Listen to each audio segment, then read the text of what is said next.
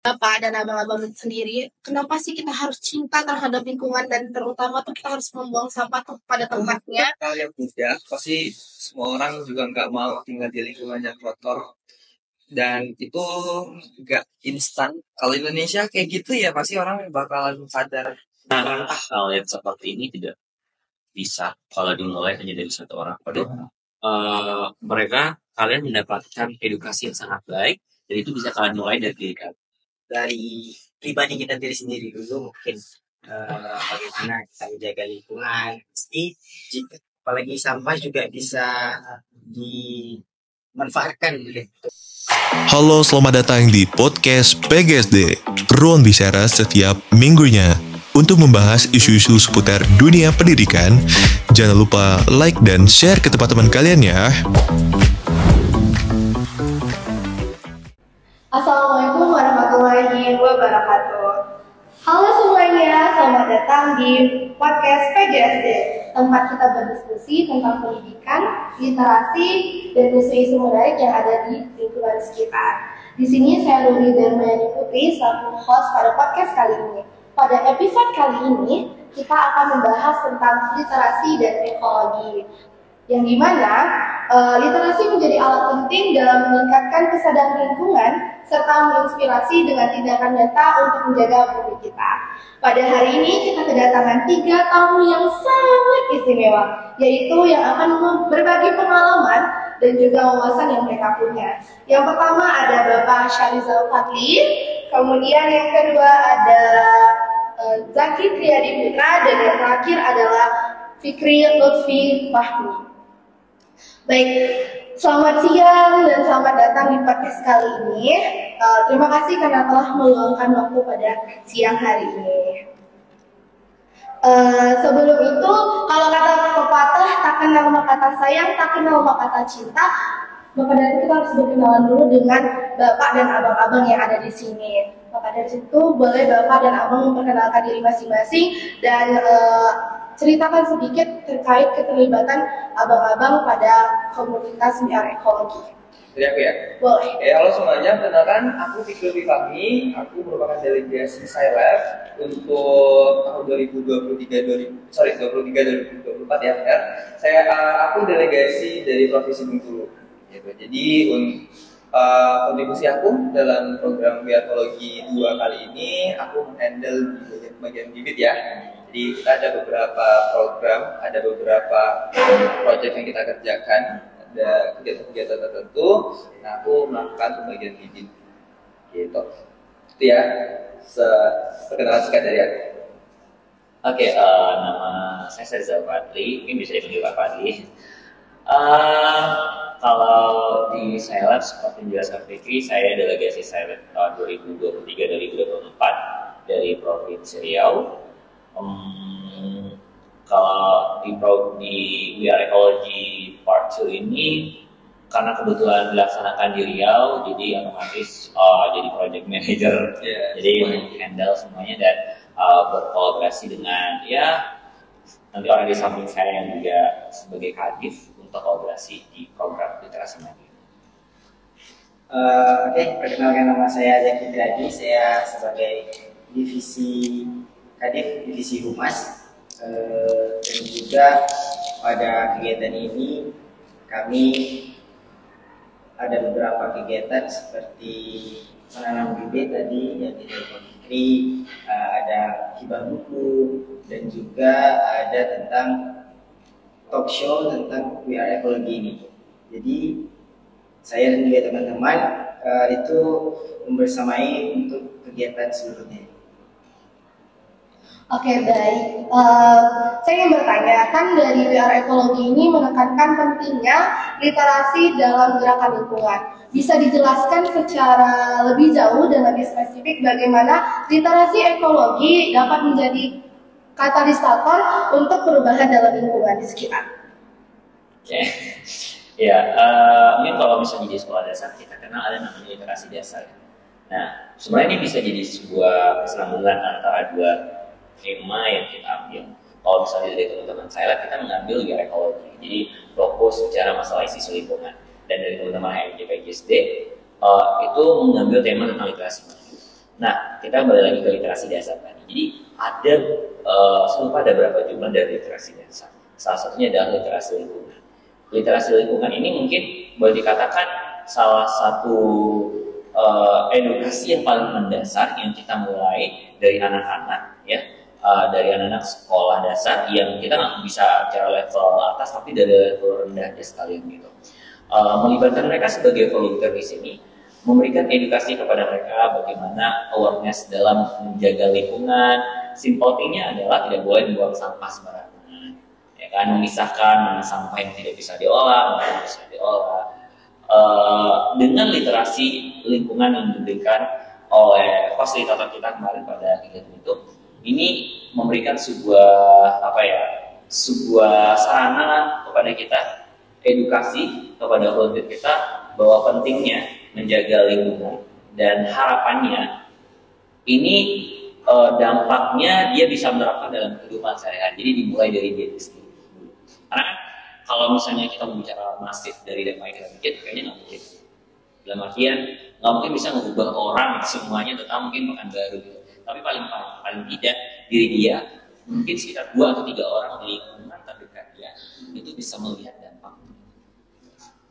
Ya, jadi menjadi katalisator ya tadi kata kuncinya. Dan juga yang kita lakukan adalah pada kegiatan ini tidak hanya teori, kita ada teori di talk show, tapi kita juga ada actionnya. Kita turun langsung ke jalan untuk pemungutan sampah agar anak-anak juga tahu gimana before dan after lingkungan ketika banyak sampah dan juga ketika sudah bersih gitu. Pasti mereka tahu nyamannya ketika sudah bersih lingkungannya ya. Terus kita juga ya kayak aku jelasin tadi, kita langsung action, kita juga bagian bibit, kita ajak anak-anak untuk bagian bibit. Pasti mereka sangat senang ya, karena kalau di kelas kasih teori aja mungkin ada beberapa yang paham tapi nggak 100% terabsorb gitu ya ilmunya. Jadi action itu penting sekali. Untuk apalagi kami kan juga ikut langsung terjun ke SD, jadi mungkin anak SD itu saat ini butuh tidak hanya teori, misalnya dari itu juga mungkin butuh untuk belajar di luar lingkungan, apalagi menanamkan pada diri mereka itu bagaimana cara menjaga lingkungan, seperti Pak Adli mengumpulkan sampah, memilah sampah. Mungkin itulah diri mereka itu untuk kedepannya berguna gitu, atau dapat menjaga lingkungan sekitar, tidak di sekolah tapi di rumah dan di kota-kota tempat mereka tinggal. Oke, jadi setelah saya mendengar, berarti literasi itu menjadi fondasi yang kuat untuk membangun kesadaran dan mendorong untuk tindakan nyata dalam lingkungan. Sekarang tuh kita sering mendengar yang namanya baca hijau. Jadi baca hijau tuh dari pandangan Bapak dan abang-abang, apa sih menurut Bapak dan abang-abang tuh yang baca hijau itu? Dalam lingkungan itu sering kita dengar baca hijau. Dalam literasi juga, literasi lingkungan, ada namanya baca hijau. Dalam literasi lingkungan ya, yang baca hijau ya tidak terlalu mendalam sih kalau saya umpamanya kalau bicara tentang literasi lingkungan yang sampai bicara masalah baca hijau ya. Tapi yang pasti dalam kegiatan literasi lingkungan ini ada hal-hal atau poin-poin dari edukasi tersebut yang menambah knowledge anak-anak terhadap ya seperti membaca hijau. Umpamanya ya mungkin dengan menanam pohon, ya kan. Terus bagaimana mungkin kita menjaga lingkungan kita dengan memberikan edukasi, tidak boleh menebang pohon. Misalnya hijau itu Sumatera rasa-rasa jadi salah satu sasaran mungkin para investor ya untuk menjadikan itu jadi lahan kebun sawit dan lain-lain gitu. Nah mungkin terlalu jauh sebenarnya kalau bicara ke sana ya. Tapi paling nggak mungkin dengan menanam pohon itu jadi salah satu bentuk dari implementasi dari baca hijau yang ada di dalam literasi lingkungan. Point of view. Oke. Mungkin baca hijau ini ya new term. Aku jujur belum pernah dengar sebelumnya. Mungkin dari aku tangkap dari yang bakal dijelasin tadi, jadi literasi dan juga lingkungan itu dua hal yang saling berimbang, yang selayaknya untuk berjalan bersamaan. Masyarakat yang kayak kita ngambil contoh negara-negara yang udah maju, mostly dari mereka yang negaranya itu menjaga lingkungan, SDGs-nya jalan, bagaimana mereka mengolah sumber daya terbarukan seperti itu ya, dan itu berawal dari literasi pastinya gitu. Percuma kalau misalnya masyarakatnya udah maju tapi literasinya kurang, aku yakin nggak bakal berjalan ya, tetap konservasi lingkungan nggak bakal berjalan juga. Mungkin kayak gitu. Jadi literasi dan juga kesadaran lingkungan kedua hal yang saling berimbang, berjalan bersamaan. Literasinya jalan berarti kemungkinan besar masyarakatnya juga akan sadar tentang konservasi lingkungan. Kalau untuk baca hijau juga sama, nggak baru dengar juga. Tapi kalau untuk baca hijau ditanamkan kepada anak-anak SD, dan baca hijau dan juga literasi lingkungan itu mungkin sangat penting karena menanamkan pada diri mereka dari kecil mungkin berguna juga untuk kedepannya mereka juga bisa menanamkan untuk menjaga lingkungan bersih kotor kan bersih, terus juga sekitar rumah mereka juga risih dengan ada yang kotor gitu, mungkin bisa. Oke, baiklah. Mungkin itu singkatan tentang baca hijau ya. Saya mau nanya nih, dari program-program yang dijalani oleh PR Ekologi nih, ada nggak dampak yang dirasakan oleh masyarakat dan apa gitu respon dari masyarakatnya? Seperti itu. Begini, kalau bilang dampak dari masyarakat, mungkin kita belum membuat sebuah survei, maksudnya post test atau free testnya, gitu. Indikator yang menunjukkan kepuasannya. Indikator kepuasannya kita belum tahu, karena maksudnya kita kan tidak melakukan itu surveinya, gitu. Tapi yang jelas sejauh ini yang saya lihat dari kegiatan kemarin adalah masyarakat sekitar itu punya attention terhadap apa yang kita lakukan. Ya, saya nggak tahu apakah itu bakalan negatif atau positif, karena mereka bakalan sedikit surprise gitu kan, tiba-tiba ada orang yang mengambil sampah di sekitar mereka, yang itu adalah area pasar dan lainnya, yang mungkin mereka hanya buang sampah, oke ya selesai, karena dia ada mobil. Tapi itu nggak semua kan. Tapi kemarin itu saya lihat ada beberapa dari ibu dan bapak yang ada di pinggir jalan yang di tempat pos adalah gitu. Mereka tuh punya attention dan ada interest. Nah, tapi selain daripada itu, kalau dari saya pribadi sebenarnya adalah poin dari programnya adalah kita tuh nge-build awareness-nya. Jadi ada rasa awareness mereka tuh, saya yakin itu pasti ada awareness mereka, nggak mungkin nggak akan dengan anak-anak dua sampah. Ya, itu pasti nggak mungkin mereka nggak punya awareness kan. Mereka aja peduli nih ngurus sampahnya nih, dengan sampahnya nih. Masa saya enggak nih. Jadi saya rasa ada sih. Jadi kalau bicara masalah dampak kita nggak bisa lihat kan. Setelah ini mereka mau sampah di sana lagi, atau mereka udah masukin trash bag dan buangin dalam mobilnya gitu kan. Mungkin bisa dalam artian ini proses kan. Kita butuh proses itu. Oke, menurut aku pribadi ya, besar kecilnya dampak itu sebetulnya tergantung dari sustainable-nya. Kita udah melakukan biarkologi yang kedua, jadi artinya kita akan sustain, kita akan tetap melakukan hal-hal baik selanjutnya, kita akan tetap campaign di isu lingkungan. Terlepas mungkin karena partisipan juga sedikit, mungkin dampaknya juga nggak langsung signifikan terasa. Setidaknya kita memberikan pelajaran kepada beberapa orang yang kayak kita jelasin tadi, katalisator. Mereka akan jadi katalisator di masa mendatang.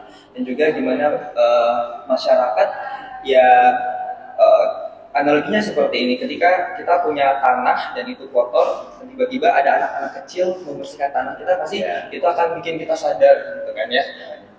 Itu jadi tamparan yang menohok seharusnya untuk pemilik tanah, untuk pemilik lahan di sana agar lebih menjaga lingkungan, agar lebih aware sampai Kak Fadli jelasin tadi, masa anak kecil yang bantu bersihin tanahnya seperti itu kan. Sebenarnya dia kan tanggung jawab dia, gitu. Bukan tanggung jawab anak-anak. Sebenarnya itu jadi tantangan, gitu ya. Oke. Mungkin dengan ada kegiatan ini kan kita berharap ya Pak Bang, atau di kedepannya itu entah masyarakat lingkungan sekitar, apalagi di situ ada anak-anak SD juga, berharap kedepannya itu bisa lebih peduli lagi terhadap lingkungan sekitar mereka, tidak membuang sampah sembarangan. Mungkin dampaknya tidak besar kemarin, cuman berharapnya di kemudian hari dengan adanya kegiatan itu bisa menjadi himbauan untuk warga sekitar atau sekolah sekitar juga untuk lebih peduli lagi terhadap lingkungan mereka di daerah tersebut.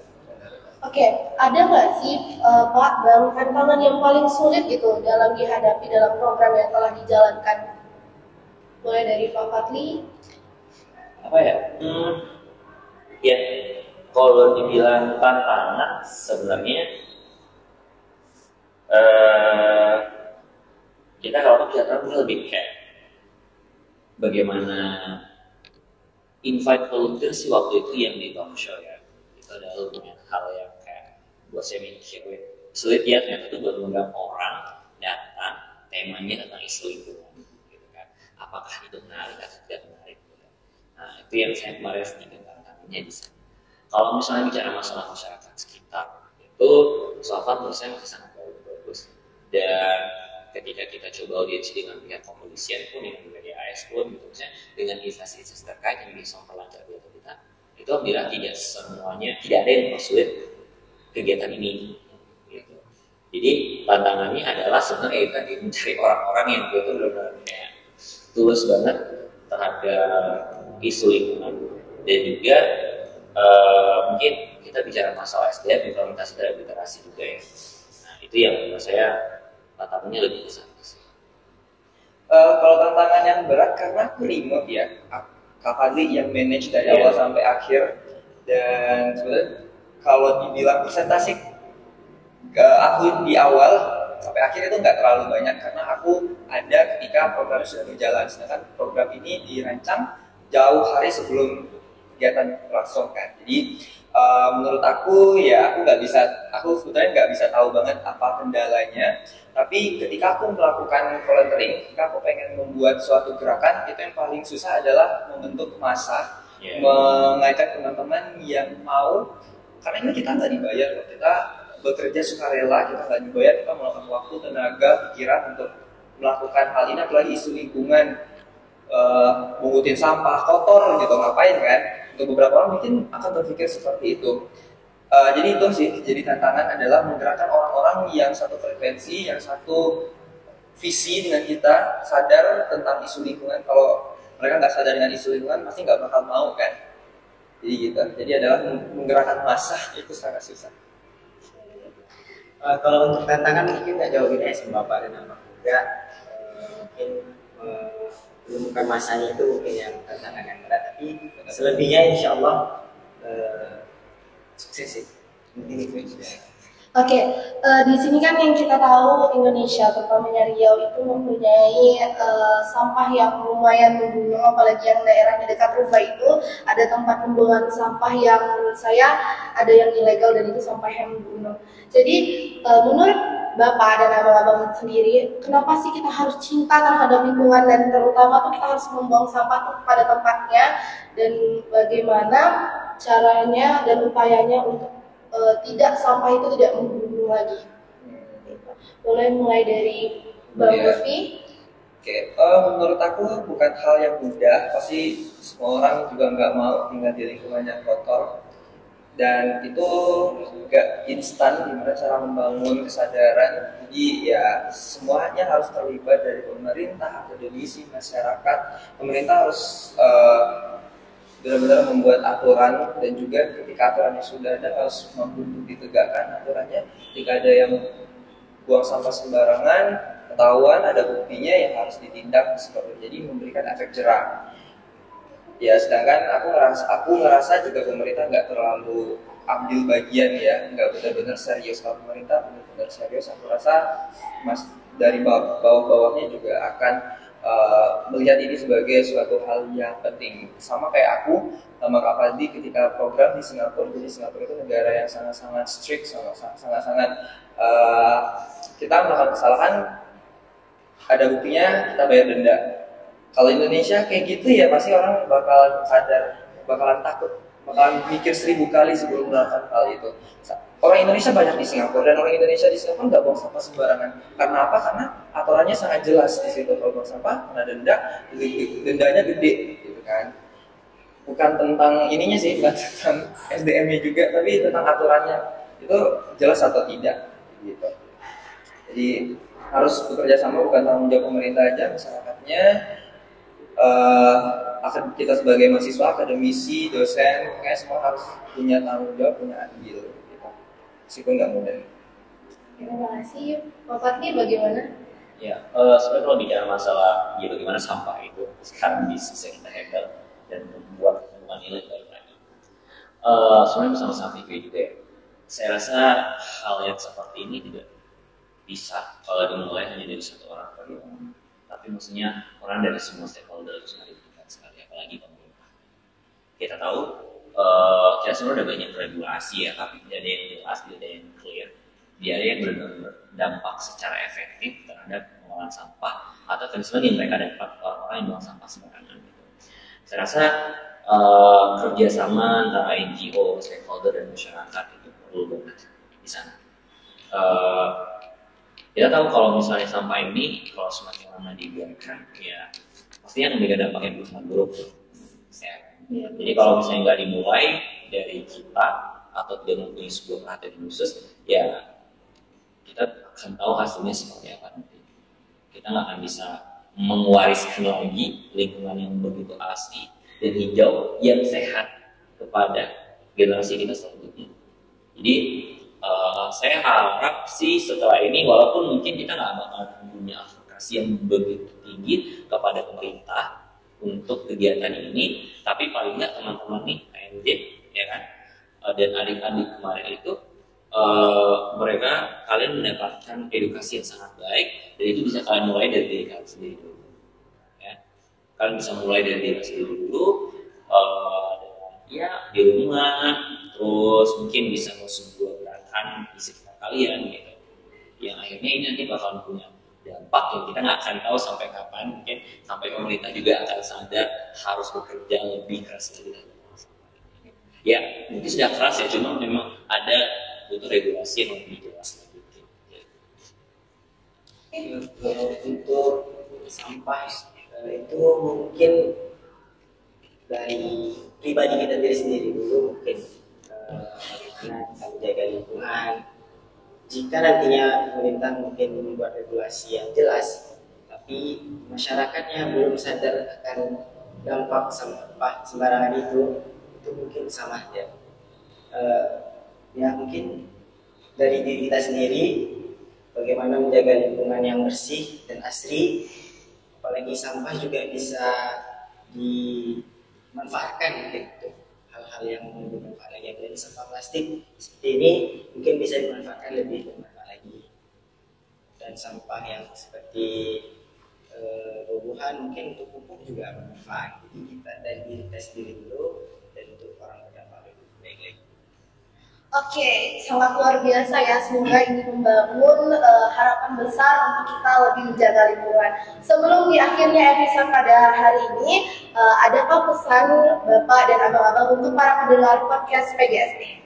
Ya. Oke, jadi aku apresiasi banget sama PGSD UIR ya, yang sangat banyak andil dalam program kami. Sangat terima kasih, dan juga harapannya agar PGSD UIR tetap konsisten, tetap motivasinya tetap tumbuh untuk tetap bergerak gitu. Mau baik itu di isu lingkungan, pendidikan pastinya, di isu-isu lainnya, karena masyarakat di luar sana sangat butuh kita, mahasiswa, penggerak ya. Jadi tetap bergerak dan tetap semangat.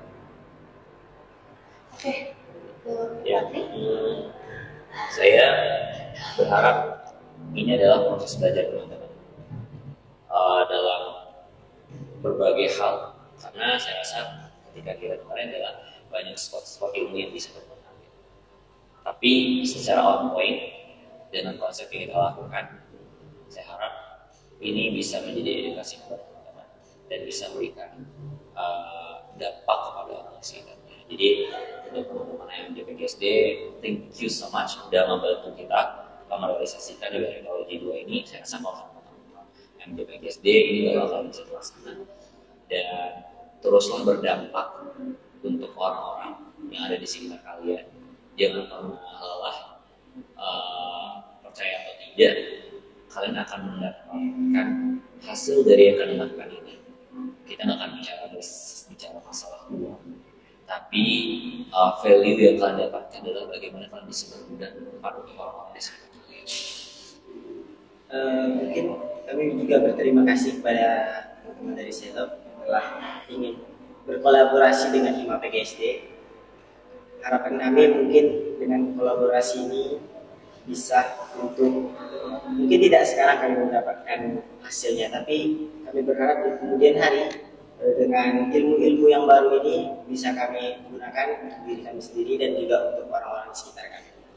Dan juga kami berharap kedepannya akan ada kegiatan-kegiatan yang berdampak baik untuk lingkungan sekitar, apalagi untuk diri kita sendiri. Oke, terima kasih banyak kepada Pak Fadli, kepada Bang Lutfi dan Bang Zaki karena telah meluangkan waktunya pada hari ini dan memberikan ilmunya untuk kita semua pada podcast hari ini. Oke. Sampai jumpa di episode berikutnya. Ayo terus belajar, terus berkarya, terus bikin perubahan untuk lebih baik. Terima kasih. Assalamualaikum warahmatullahi wabarakatuh.